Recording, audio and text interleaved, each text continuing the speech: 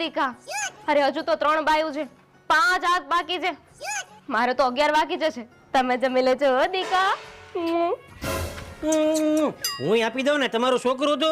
અરે મારા ઘરવાળા છે. અચ્છા, ઘરવાળા છે. તમે જેમાં કે બાકી?